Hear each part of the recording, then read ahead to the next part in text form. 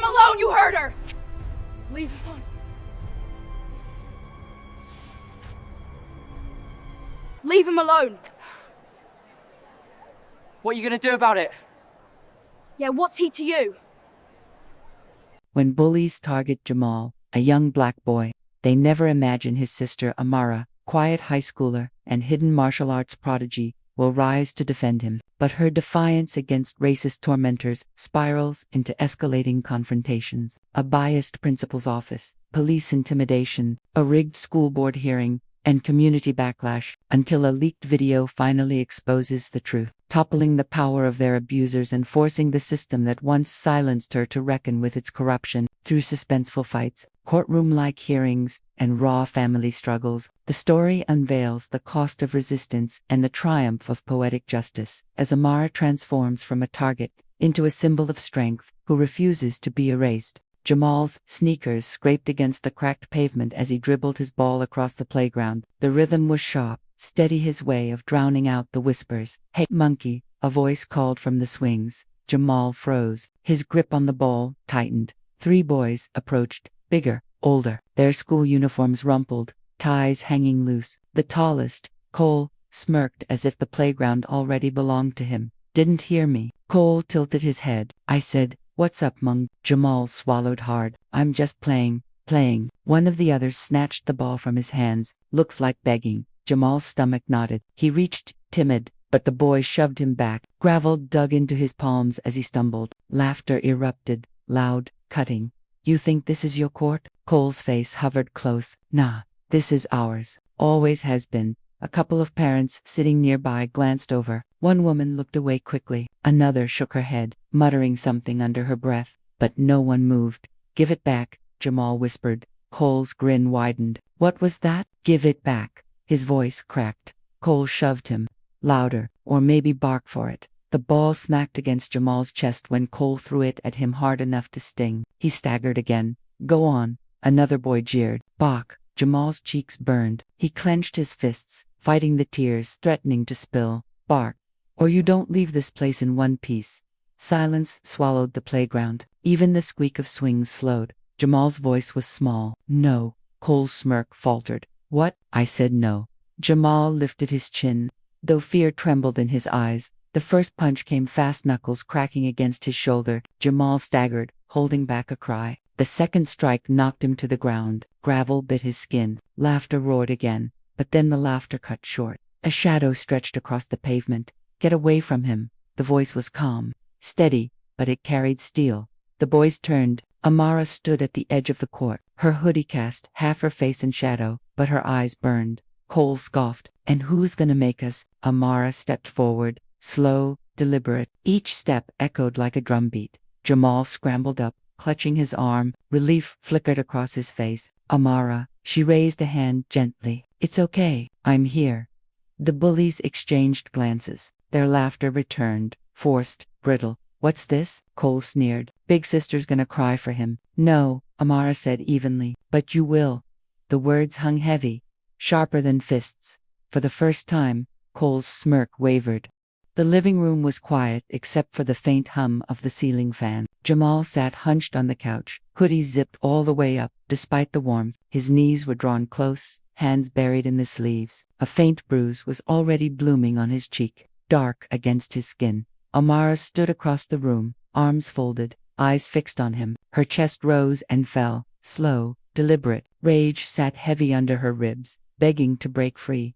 Their mother, Denise, lowered herself onto the edge of the couch. Her voice was gentle but unsteady. "Baby, what happened?" Jamal shook his head. "Nothing. Don't lie to me." Her hand reached for him, but he pulled back. "It's just boys messing around." Amara's voice cut through the silence. "They weren't messing around. I saw it." Jamal's eyes darted up, wide and defensive. "Don't, Amara."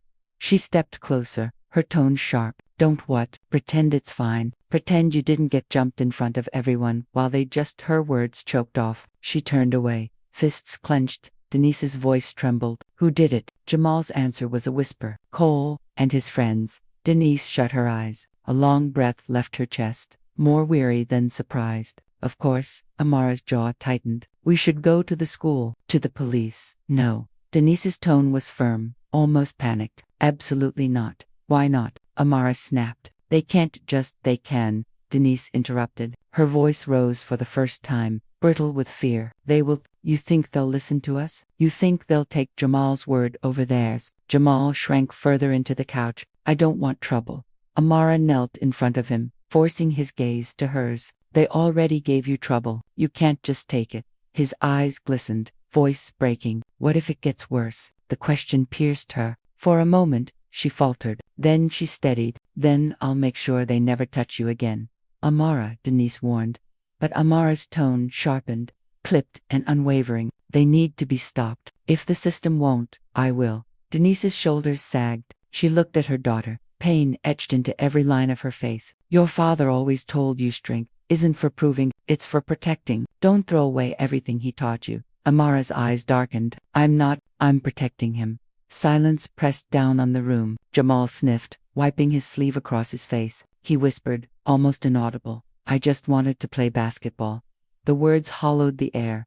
Amara swallowed hard. She reached out, resting a hand on his shoulder. You will, and next time, no one will take the ball from you. Denise rose, walking toward the kitchen. Her steps dragged with exhaustion. Lord, give me strength, she murmured under her breath. Amara stayed kneeling, her hand steady on Jamal's shoulder, her voice low but fierce. They don't get to win. Not this time. Jamal didn't answer. He only leaned closer, eyes shut tight, as though bracing for the storm he knew was coming. The cafeteria buzzed with the midday roar of clattering trays and overlapping voices. Jamal kept his eyes down, pushing peas across his plate, pretending not to hear. Yo, where's your leash today? Cole's voice sliced through the noise. Laughter followed, sharp, rehearsed. Jamal stiffened. He didn't look up. Another boy leaned over. Careful. If you balk too loud, teacher might think you're disturbing the peace. The table erupted in snickers. Jamal's hand tightened around his fork. He forced himself to breathe. Just breathe. But then one of them whispered, just loud enough. Bet his sister polishes his shoes at night. The fork clattered onto the tray. Jamal stood. His voice was tight. Shut up.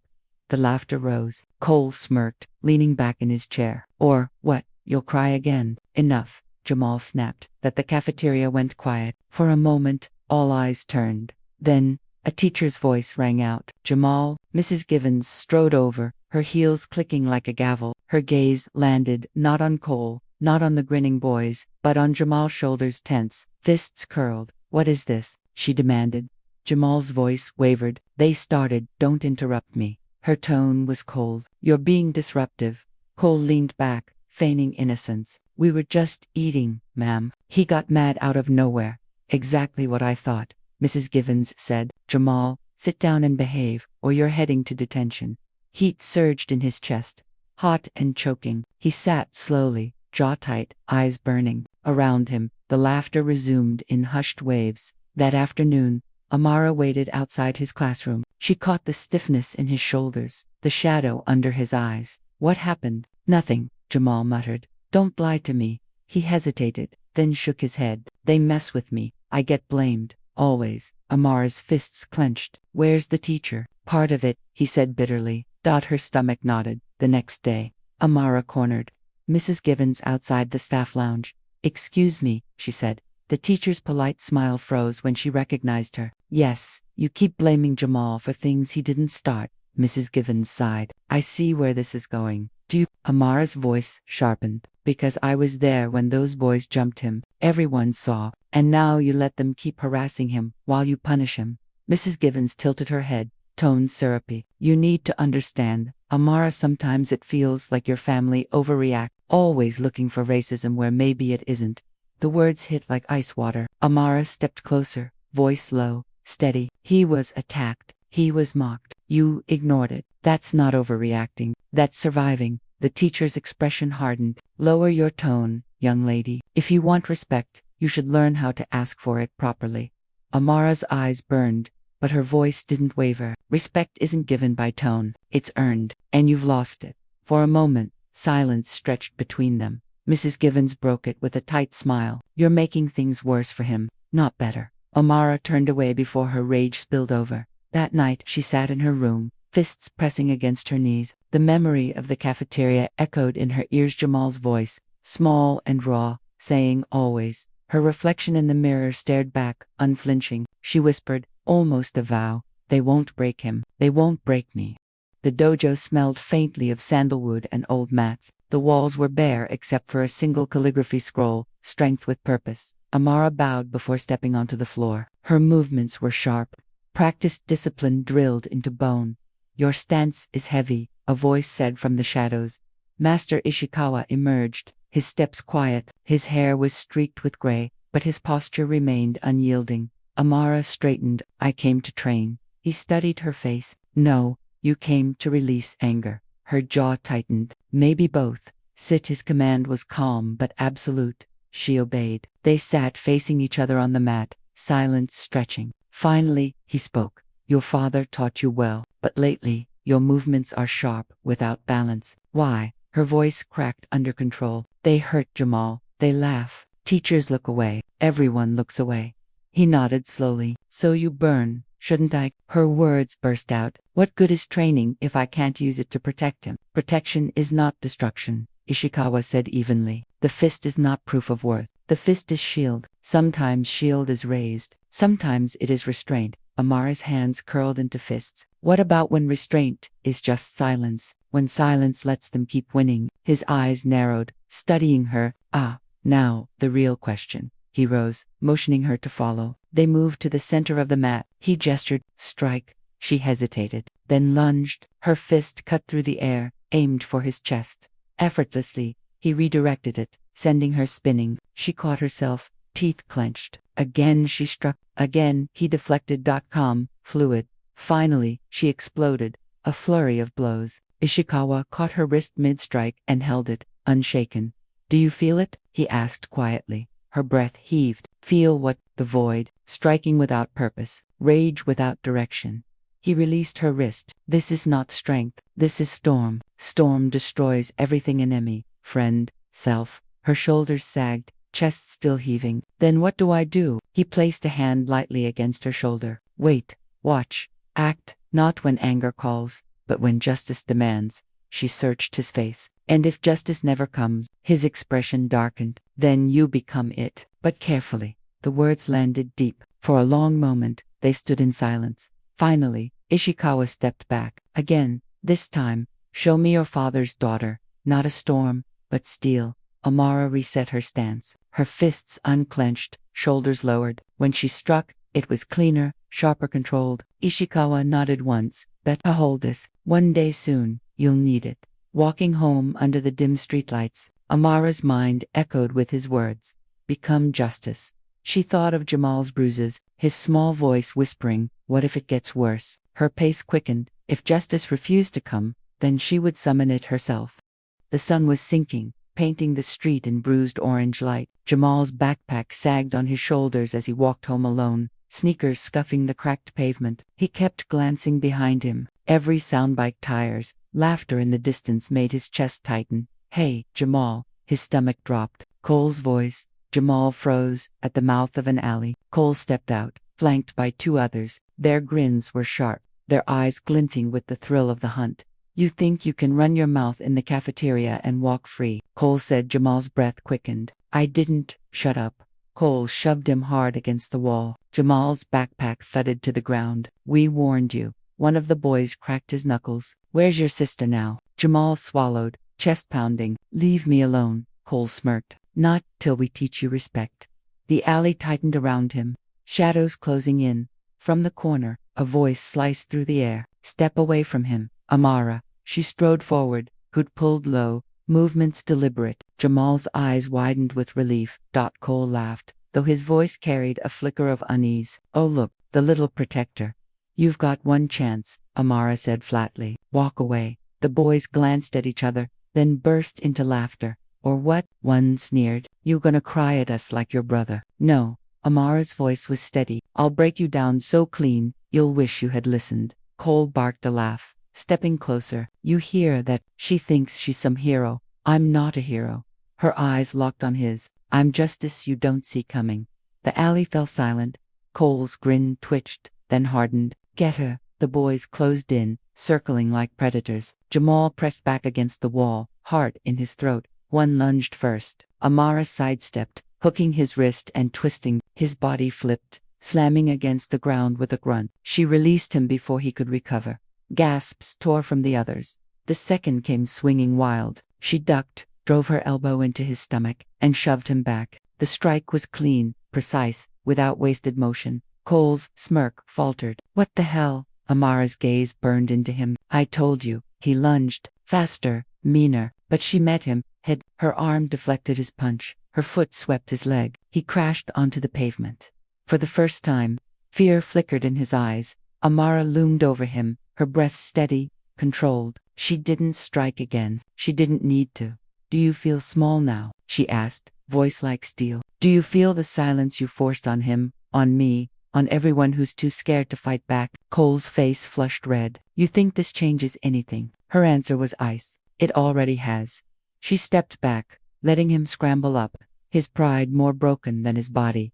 At the alley's edge, a couple of kids had gathered, phones out, recording. The bullies froze under the lenses. Amara's eyes swept over them. Run while you still can. Cole spat on the ground, but his voice shook. This isn't over. Amara didn't blink. It is for today. Next time, it won't be a warning. The boys retreated, muttering curses. Their bravado shattered. Amara turned to Jamal, her breath finally heavy, the weight of restraint pressing on her shoulders. She crouched in front of him. You, okay? He nodded quickly, though his hands trembled. You didn't even. I didn't need to.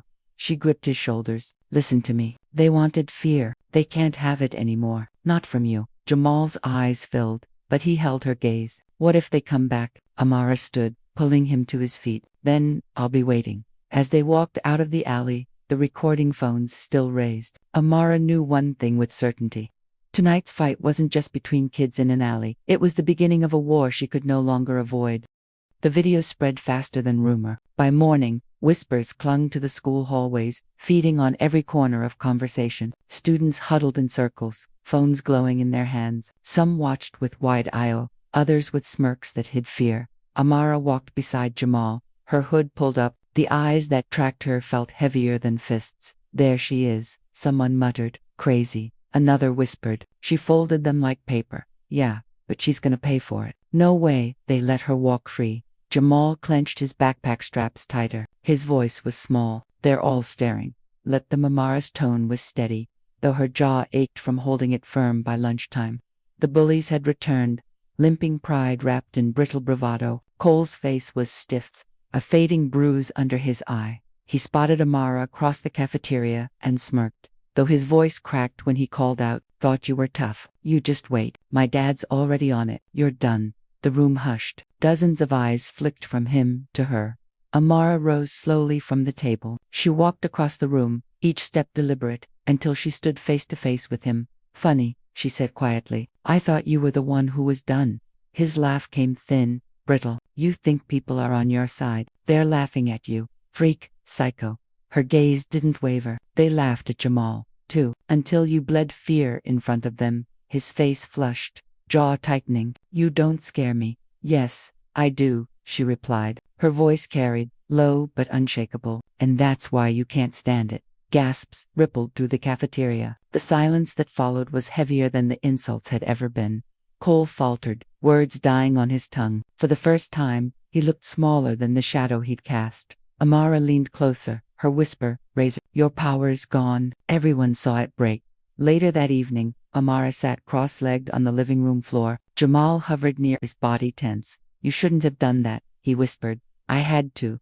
What if they make good on their threats? The school, the cops. His voice cracked. Amara looked at him, steady and unyielding. They already broke us when they thought we'd stay quiet. Silence is what they feed on. Not anymore. Her mother's voice came from the kitchen doorway, weary but edged with fear. Amara, you don't understand the cost of being loud. Amara turned toward her. And I know the cost of being silent. The next day, the bullies tried again. They cornered her in the gym, eyes desperate to reclaim what they'd lost. Cole sneered, voice trembling with rage. Round 2, Amara dropped her bag, her voice calm. Last warning, walk away. They rushed her together. She moved like water over stone, precise, fluid, devastating. She redirected punches, twisted arms, swept legs. Bodies thudded against the mat. groans filling the air. She never struck harder than needed. But every motion spoke with finality. I will not bow. By the end, Cole lay on the floor, clutching his wrist, eyes wide with fear. His voice cracked, desperate. She's insane. She's dangerous. Amara stood over him, chest steady, hair clinging to her brow with sweat. She looked around the gym at the watching crowd. Dangerous, she repeated, her voice cutting through the air. To who? To cowards who prey on silence. No one answered. The silence itself was her victory. That night, Amara lay awake, replaying the fight. Her body ached, but her mind felt sharper. Clearer.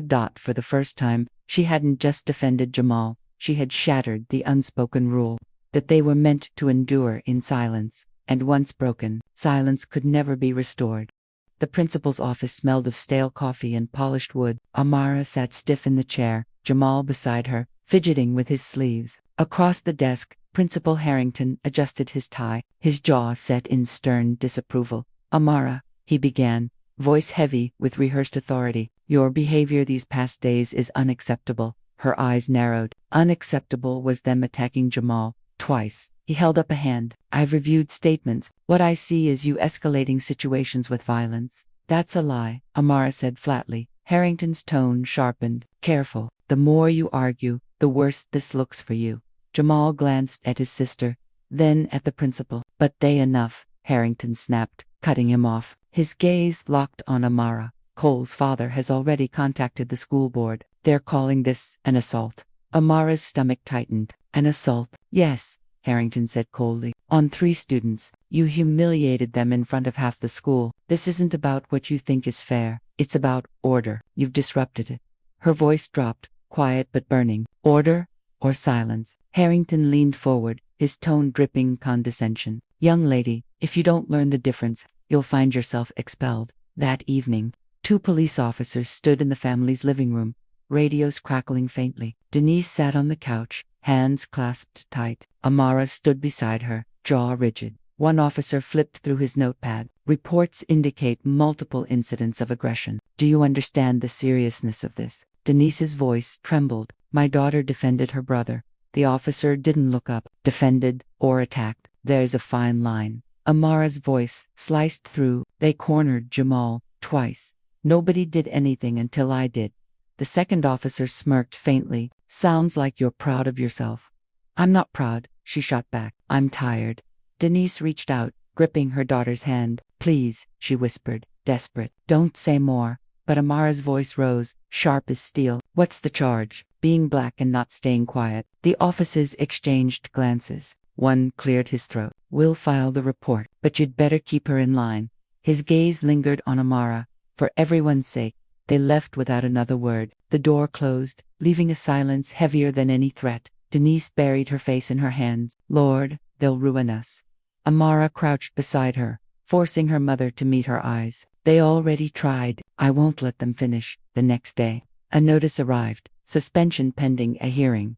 In the kitchen, Denise slammed the paper onto the table. Do you see what this means? You're giving them exactly what they want. A reason to drag us down. Amara's voice was calm, even as fire burned behind it. They didn't need a reason. They only needed silence. And we gave them that for too long. Amara, no. Mom. She stood, fists tight. Every bruise on Jamal's face, every word they spat, every teacher who looked away, that was silence. This is the first time they've been afraid. And I won't regret it. Jamal's small voice broke the storm. But what if they hurt you for it? Amara turned to him. For a moment, her shoulders softened. She knelt, brushing his cheek gently. Then they'll see what it means when you hurt someone who refuses to break. That night, Amara lay awake, listening to the creak of the house, her mother's muffled sobs down the hall, Jamal's restless shifting in his bed. Her body was tired, her future uncertain, but her mind burned with one truth. The backlash had come, but so had the crack in their silence, and cracks, once made, only spread wider. The school board room was packed. Rows of parents, teachers, and students filled the chairs, their whispers a low, buzzing current. At the front, a long table stretched like a courtroom bench. Behind it sat the board members, stiff, composed, and distant. Amara sat on one side with her mother, Denise, her hands clenched so tightly in her lap the knuckles ached. Jamal squeezed into the chair beside her, nervous eyes darting around the room. Across the aisle, Cole and his friends sat with smug faces, their parents looming proudly behind them. The chairman, a gray-haired man with a sharp voice, tapped his gavel. This hearing will come to order. A hush fell. He continued. We are here to review the conduct of student Amara Johnson, accused of violent assault against her peers. Amara's jaw flexed. Her mother placed a trembling hand on her arm. The first to speak was Cole's father, his suit immaculate, his voice dripping with righteous indignation. My son came home bruised, humiliated, attacked by someone twice his size. This is not defense. This is aggression. This is barbarism. Murmurs rippled through the room. Cole leaned back in his chair, smirking. Amara's nails dug into her palms, but she stayed silent. Next, a teacher took the stand. Ms. Robbins, her glasses glinting under the light. Her words were measured, careful. I did not see the fight begin. I only saw Amara subduing 3 boys in the hallway. It was efficient, controlled. She hesitated, but it was still physical violence. The chairman nodded curtly, noted. Finally, they called Amara forward. She rose, every step heavy with the weight of the room's gaze. Standing before the board, she lifted her chin. Miss Johnson, the chairman said, do you have anything to say in your defense? Her voice was steady. Yes, the room leaned in. I didn't attack them. I stopped them. They cornered my little brother, shoved him to the ground, called him names I won't repeat. They laughed while he bled, and no one here lifted a finger until I did. The chairman frowned. That doesn't excuse your actions. No, she shot back. But it explains them. What excuse is theirs? Gasps echoed. Denise closed her eyes, whispering a prayer. Cole's father stood, pointing sharply. You see, she's hostile, unrepentant. This family breeds defiance. We demand expulsion. The chairman raised his gavel, but Amara's voice cut through. You demand silence, she said, fire in her words, because silence is easy. It keeps you comfortable. You look at me and see violence. But when Jamal was on the floor, when their fists were raised, you saw nothing. The room stirred. Whispers grew louder, parents shifting uneasily. Amara's eyes swept across the board members, her voice ringing. You call this a hearing, but it's a trial. Not of me, of what happens when someone like me refuses to stay small. The chairman slammed the gavel. Enough. This meeting will reassess while we deliberate. The board members filed out, leaving the room humming with tension. Denise leaned in, gripping Amara's hand. Why do you do this? She whispered, tears brimming. Every word makes them hate you more. Amara's eyes softened, though her voice stayed hard, because every word makes someone else in this room listen. Jamal tugged at her sleeve. I'm listening. She turned, her heart clenching. Then that's enough. 30 minutes later, the board returned. The chairman's face was unreadable. After careful consideration, he began. We have decided on a suspension for the remainder of the semester. Expulsion will not be pursued at this time. Gasps. Denise sagged with relief. Jamal grinned faintly, but Amara's eyes stayed locked on Cole's, who glared at her from across the room. The chairman finished. However, any further incidents will result in permanent removal. The gavel fell. As people filed out, whispers trailed behind them, some disgusted, some thoughtful. Amara walked out flanked by her mother and brother. Cole muttered under his breath as they passed. You'll pay for this. Amara stopped, turned her head slightly, her voice low but sharp enough for him to hear. You already did, that night. Back home, Denise collapsed onto the couch, exhausted. Jamal curled beside her. Amara stood by the window, staring out at the darkened street. The board hadn't broken her. They had tried, but she was still standing. The silence had cracked wider, and through it, the truth was spilling loud, undeniable, unstoppable. The air at school the next morning was sharp with tension. Students clustered in the halls, whispering, eyes darting toward Amara as she walked past. Some looked away quickly, others stared with quiet awe. Cole and his friends leaned against the lockers, sneering. His lips still bore a faint bruise, a reminder he couldn't erase. You got lucky, he muttered as she passed. Suspension isn't freedom. Amara didn't break stride, neither is fear. The words lingered in the air, heavier than a blow. By lunchtime, the whispers had grown into something else. Phones lit up across the cafeteria, students hunched over screens. Cole's smirk faltered as his own phone buzzed. His face drained as he read, on the screen, a grainy video clip. The fight, not from the middle, not from when Amara's fists flew, but from the start. Cole shoving Jamal, the boys cornering him, their laughter, the slurs. The video spread like wildfire. By the time Amara walked in, all eyes had turned. The silence was deafening. Jamal tugged her sleeve, holding out his phone. Look, she saw the footage unedited, raw, undeniable. Her heart thudded. Cole shot to his feet, shouting across the cafeteria. That's fake. Everyone knows she. But another voice cut in. A girl from the back, her phone raised. I saw it happen. That's real. More murmurs, more nods. Truth unraveling the lie. Cole's fists tightened. You'll regret this. Amara met his glare, calm and steady. Not as much as you. That afternoon, the principal's office buzzed with chaos. Parents stormed in, demanding answers, some furious at the cover-up, others desperate to salvage reputations.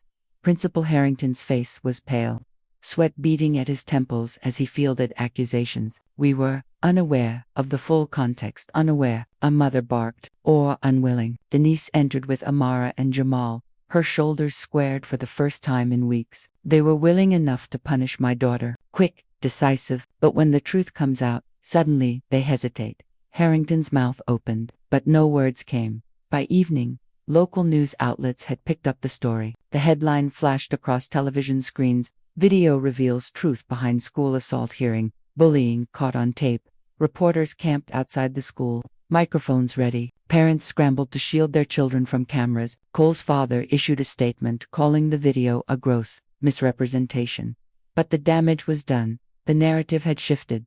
At home, Amara sat at the kitchen table, the glow of the TV painting shadows on her face. Jamal bounced with restless energy. Everyone knows now. They saw what really happened. Denise clasped Amara's hand, tears brimming. Baby, you turned their silence into proof. They can't bury this anymore. Amara's voice was quiet, steady. The truth buried itself in their arrogance. All I did was stand. The next morning, students greeted Amara with something nourishing. Some offered nods, others whispered thanks. A few still glared, loyalty to Cole stubborn in their eyes, but the balance had shifted. Cole passed her in the hall, his face a mask of fury barely holding together. He leaned close, his voice a hiss. This isn't over. Amara's reply was calm, measured, final. No, it's just begun.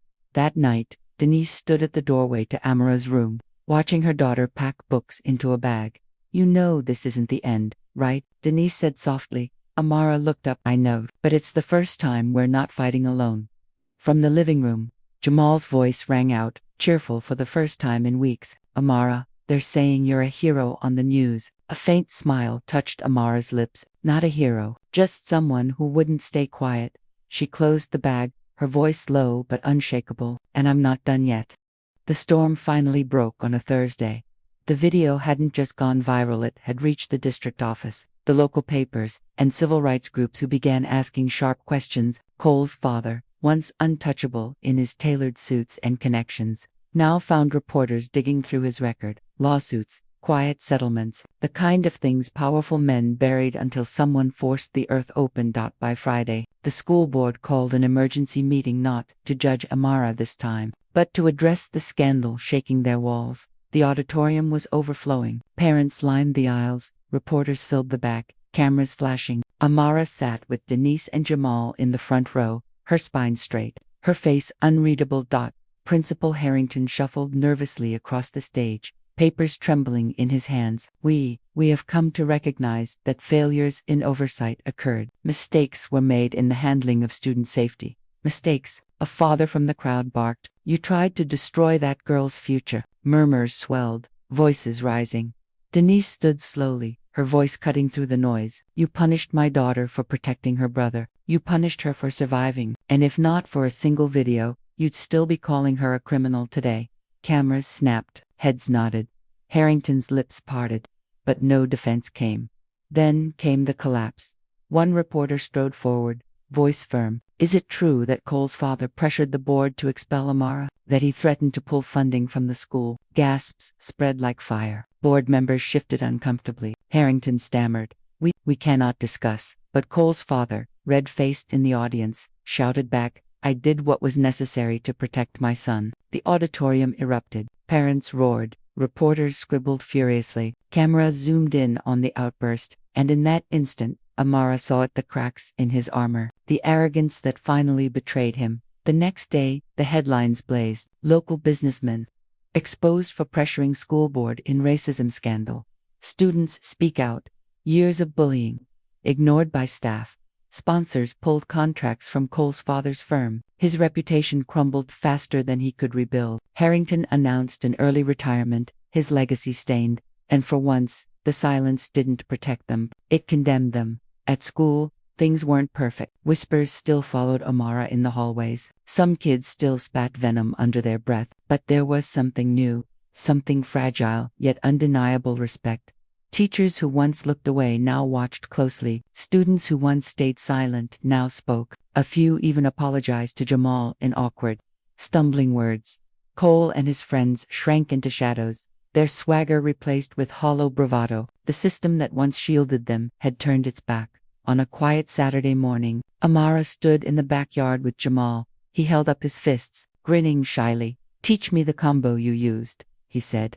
Amara laughed softly. "It's not about combos. It's about control, balance, knowing when to strike and when to stand." He copied her stance, clumsy but determined. She corrected his arms gently. "You don't fight just to fight, Jamal. You fight so you don't have to anymore." His eyes shone. "Like you." Her chest tightened, but she nodded. "Like me." That night, Denise watched her children from the doorway, Amara steady, Jamal laughing freely for the first time in months. She whispered to herself, "They tried to break us, and they built her instead." Amara lay awake later, staring at the ceiling. The house was quiet, peaceful. For the first time in a long time, the silence didn't feel like suffocation. It felt like space. Space to breathe, space to grow. Her fight wasn't over. It might never be, but the injustice that tried to erase her had been forced into the light, and the light would never leave it. Her lips curved into the faintest smile. Poetic justice wasn't about revenge. It was about making sure the silence could never bury them again.